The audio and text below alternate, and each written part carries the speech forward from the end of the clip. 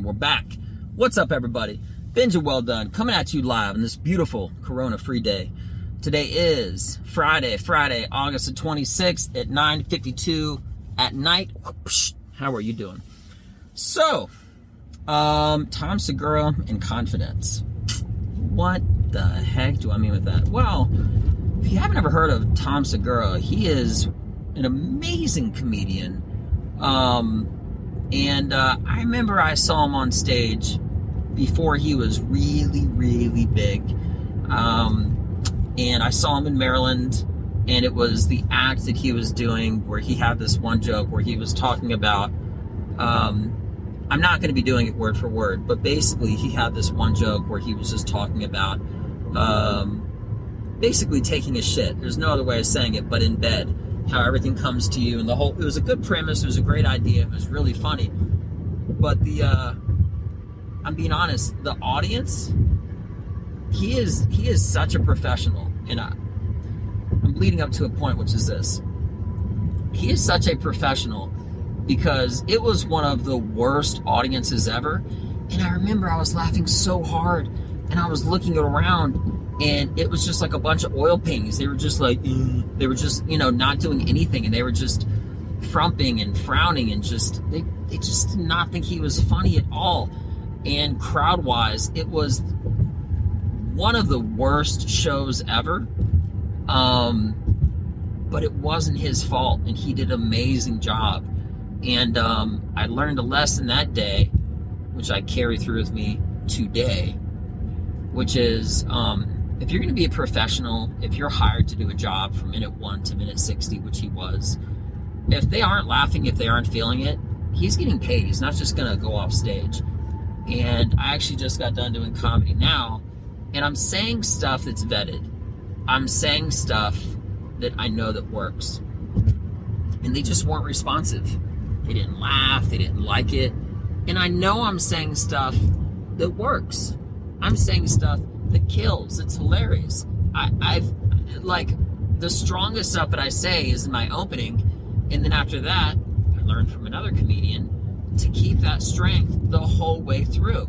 It takes longer to develop material that way, but imagine if everything that you said was like a starter, like an opener.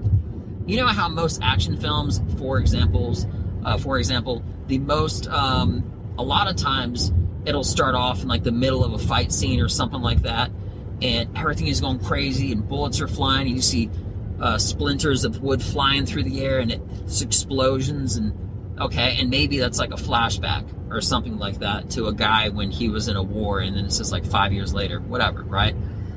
Imagine carrying that sort of emotion through an entire joke, an entire bit, an entire 1 hour. And every time you start a new part of information, you start out with a home run. That's what I do. That's my goal. That's what I work for.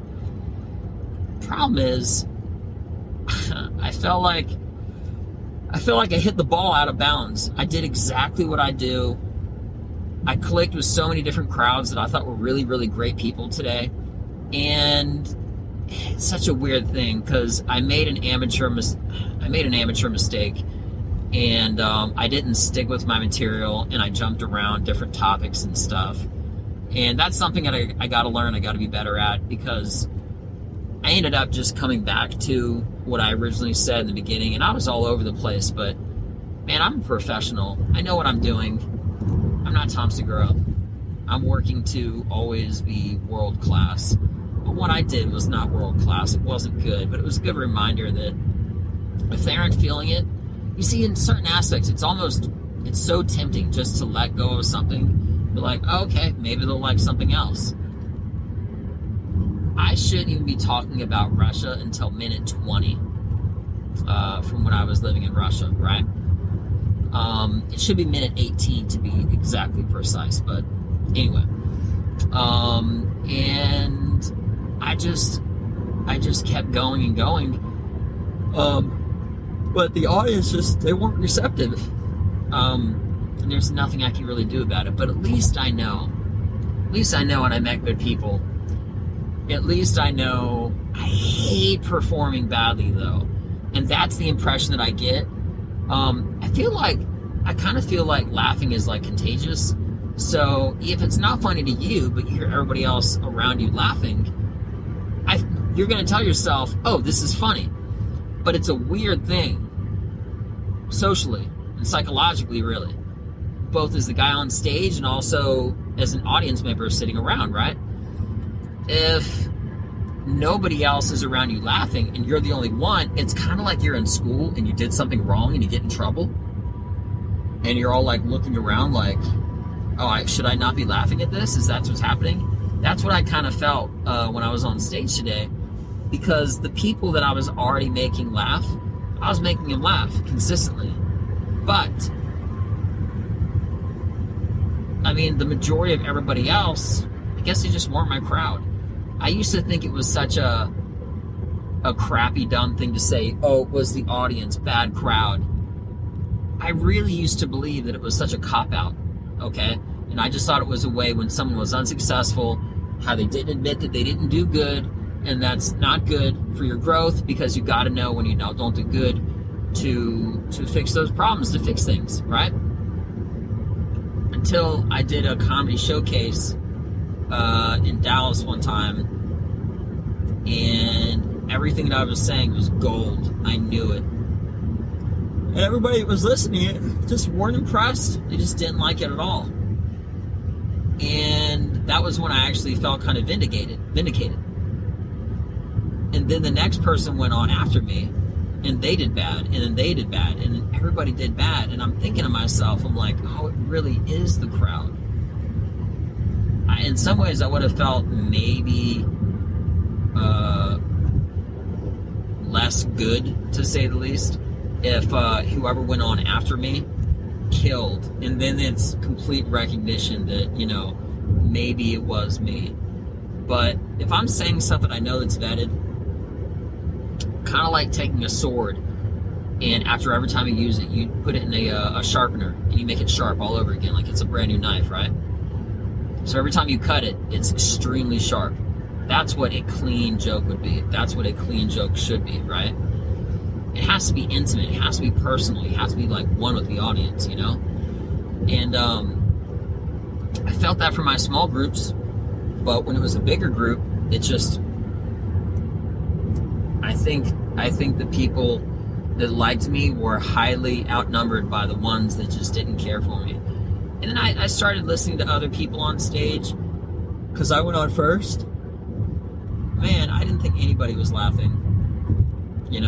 I have so many stories and so much information and stuff, but this whole podcast is always just supposed to be about keeping up with the progression of me and lessons learned in comedy and stuff like that. And yeah, sometimes it's motivation, and I'm talking about jiu-jitsu and other cool stuff.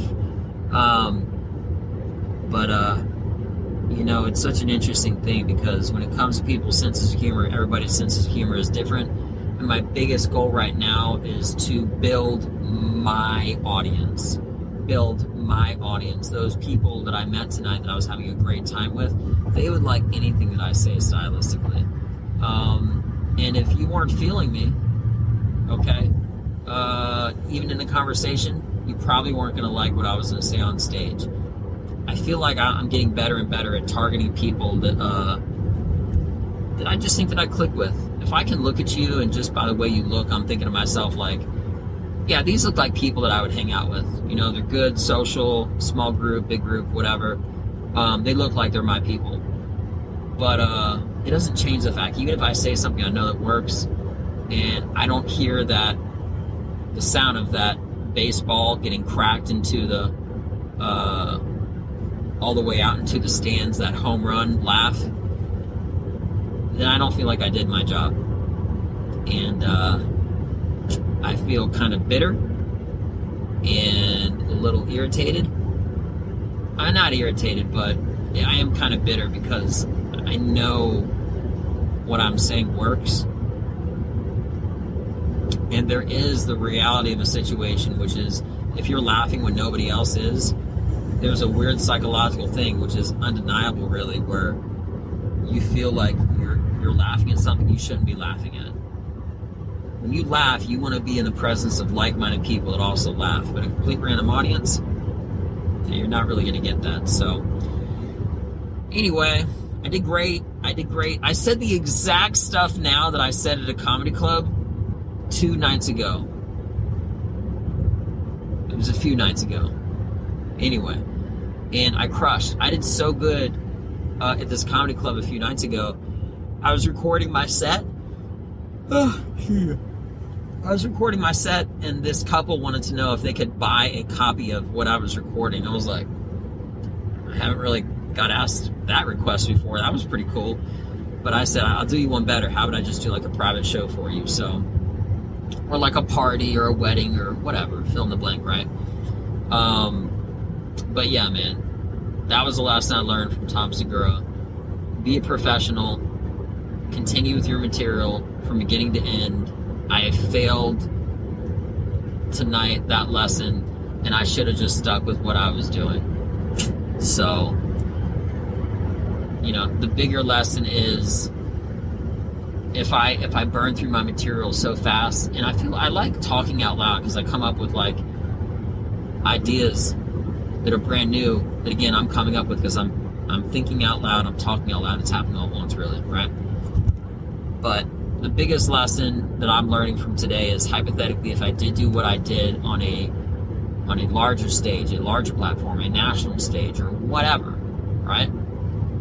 If I'm eating through my material so fast and I'm skipping to the next thing and skipping to the next thing, I learned tonight and right now, even in this conversation, that I'm not going to have enough material to get to the end. So, I mean, I have everything memorized. Everything is golden. It's perfect. But sometimes when it gets silent, I look around and it kind of like catches my attention, like the silence in a weird way. So I'll work on getting better. I'll work at correcting that. And I just got to let people be quiet if they're going to be quiet and then just carrying on from there. So I really want to be vindicated and get right back on stage. I was so eager to get back on stage. I just wanted to say good stuff. You know what I mean? They weren't feeling it. So I changed my topic and I shouldn't have done that. Damn it. Anyway, but it's always good because I'm leaving learning with something to where it matters more if I'm doing somebody's wedding. If something isn't working, I can just, you know, drive through it. Of course, I always want everything to be successful, but that's kind of the risk of having a random crowd. You see, if you go to a concert and you know who the musician is, what kind of music it is, you're not going to be surprised. It's a targeted response that you're looking for. But when you're building an audience, the biggest difficulty isn't necessarily just the connections, meeting the right people to build that audience, but also